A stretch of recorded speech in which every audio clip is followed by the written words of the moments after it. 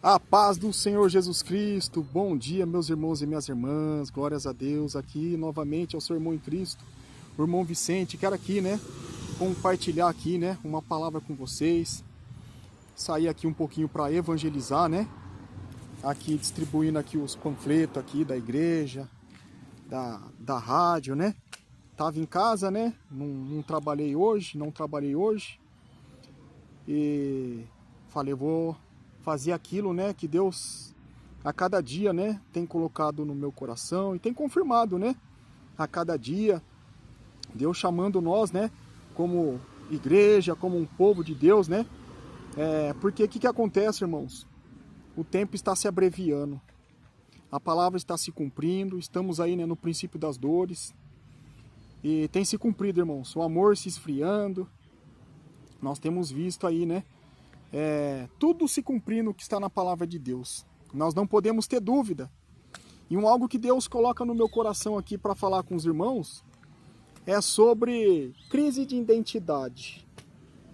Se alguém te perguntasse hoje, quem é você? O que você é? Outrora perguntaram para João Batista, Perguntaram se ele era o Messias, se ele era um profeta. E ele falou, eu sou a voz do que clama no deserto. Por que ele falou isso? Porque ele era convicto, ele tinha convicção de que Deus chamou ele, que estava se cumprindo nele uma profecia, que falava, da voz que clama no deserto. E Deus falou, ei, é você, é na sua vida que vai se cumprir essa profecia. E para nós, como igreja nos dias de hoje, não é diferente. Deus está convocando um exército, um povo, para resgatar todos aqueles nos quais Deus ama. Na palavra do Senhor fala, Deus amou o mundo de tal maneira que enviou o seu Filho unigênito para que todos aqueles que nele crê não pereçam, mas tenham vida eterna. E é sobre o Filho de Deus que eu quero falar, sobre Jesus. Jesus, ele nasceu numa família humilde, mas ele veio com um propósito, ele tinha uma missão, a maior missão de todas.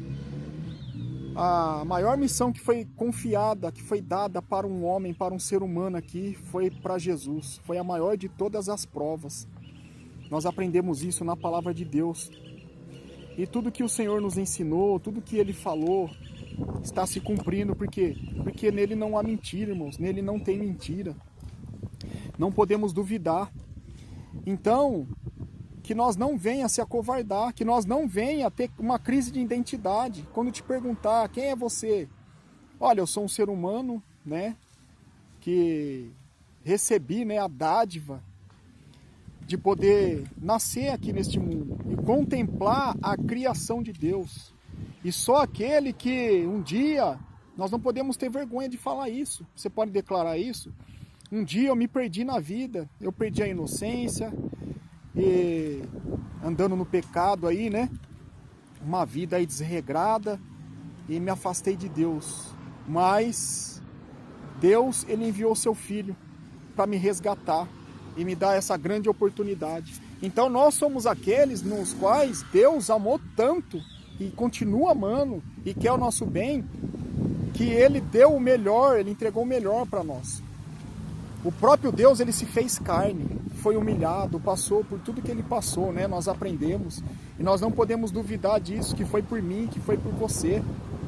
Então nós temos que ter essa identidade de uma pessoa que tem a convicção de que é amado, de que é amada por Deus, de que nós temos um Deus que nos alcança com a sua graça, com a sua misericórdia a cada dia, e ele quer agir através de nós.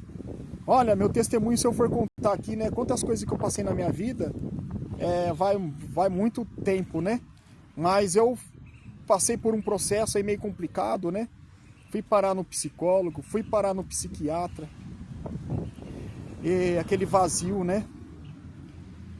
Mas graças a Deus me apresentaram, o caminho, a verdade e a vida. Jesus fala que ele é o caminho, a verdade e a vida, e ninguém vai ao Pai se não for por ele. E é verdade, irmãos. Olha, Jesus me libertou, Graças a Deus, por meio da igreja, O corpo de Cristo, Que ele instituiu a igreja e ele deixou ali a igreja como um caminho para que a gente venha a ser conduzido através da palavra dele, através ali dos ensinamentos dele, E na palavra do Senhor fala, né, que o Pai, Deus tem todos por filho.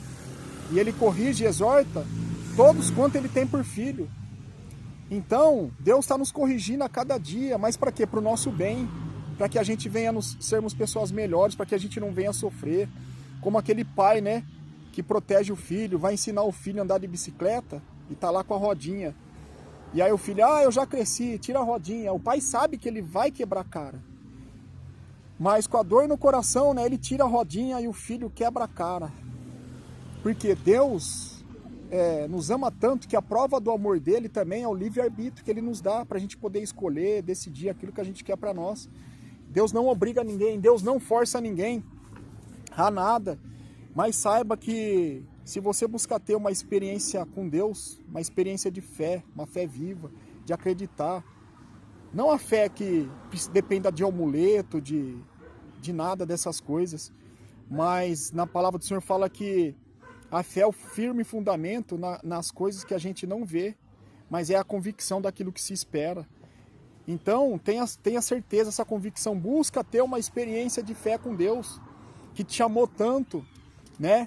E não quer que você tenha essa crise de identidade, de ter esse vazio. Eu não sei por que eu vim no mundo, por que eu nasci nessa família, por que eu estou nesse lugar, por que eu estou nessa situação. Não, Deus tem um propósito sobre a vida de cada um. E o maior de todos os propósitos é a salvação, a vida eterna. Mas Ele também, Ele garante para nós que nós já podemos viver o reino de Deus aqui na terra, onde o Senhor fala, né, que Ele deixou a paz, e a paz Ele nos deu, não a paz como o mundo dá. Muitos estão buscando a paz o quê? No vício, né, em outras coisas aí, né, que tem destruído a sua família, o seu casamento. Mas busca sim ter uma experiência real de fé com Deus, e Ele vai te abençoar. Nós vamos ler aqui agora na palavra de Deus, está lá no Evangelho de Marcos, capítulo 3, versículo 21, e fala assim: e quando os seus parentes ouviram isto, saíram para o prender, porque diziam, está fora de si. Olha só, irmãos, Jesus aqui fala que ele estava cumprindo com o chamado dele. E ele foi na sinagoga. E ele curou ali um homem que estava com as mãos mirradas, né? E olha só, né? Foi restaurada ali, restituída a mão daquele homem. E fala que os escribas ali, né, os fariseus, eles estavam ali esperando Jesus operar ali o milagre, né? Que era um milagre. Para poder prender ele, para poder condenar, acusar ele. E tanto que tiveram um conselho, né, para prender ele, porque estavam querendo barrar aquilo que Deus enviou ele para ele fazer. Tanto que quando os parentes, né, creio que ali sua mãe, Maria, seus irmãos, foram lá para parar ele, mas eu acredito que por medo, né, porque ele estava indo contra os sacerdotes daquela época, contra ali os escribas, contra os fariseus. Mas é como ele nos ensina, né, que nós temos que fazer isso, porque Deus, ele não parou a sua obra. E como era sábado, e o sábado era sagrado para eles, eles guardavam o sábado, porque a lei ensinava a guardar o sábado. Mas o que ele ensinou ali, né? Do valor, da importância de uma vida, do bem-estar de uma pessoa, no qual ali ele curou aquele homem, devolvendo a dignidade para aquele homem ali, para que ele pudesse trabalhar, para que ele pudesse, né, fazer coisas mínimas, muitas das vezes que a gente faz, ele não conseguiria. E ele foi alcançado ali com a compaixão ali, né, através da vida de Cristo. E tanto que quando Jesus está em uma casa, né, ali, né, anunciando o evangelho, e avisaram, né, olha, está aí fora a sua mãe e seus irmãos. E ele olha para os seus discípulos e pergunta, quem é minha mãe e meus irmãos?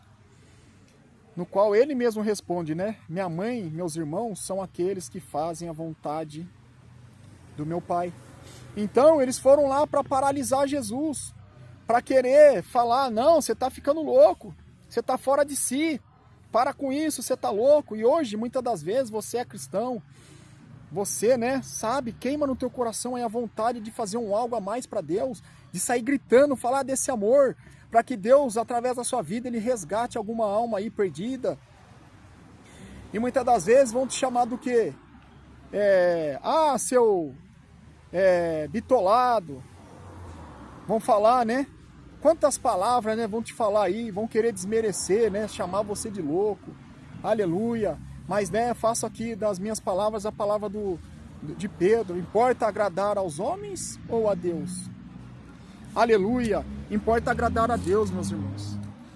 Eu fico imaginando, né, como Deus fica alegre quando tem alguém que vai apresentar Ele para alguém que está precisando de algo da parte dele. E Ele pode ali restaurar uma vida, uma família, um lar, né, que está ali, né, a família, muitas das vezes separação no casamento. E Deus vai ali restaurar aquela família, e isso é maravilhoso. Mas o mundo hoje prega o quê?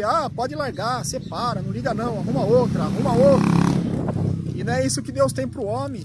Deus, Ele quer restaurar as famílias, quer abençoar os casamentos, né? Em nome do Senhor Jesus, quer nos dar sabedoria, né? Para que a gente venha saber conduzir o nosso lar, ensinar os nossos filhos no caminho que se deve andar. Então é essa transformação que Deus tem para a vida de cada um, e também depois a vida eterna.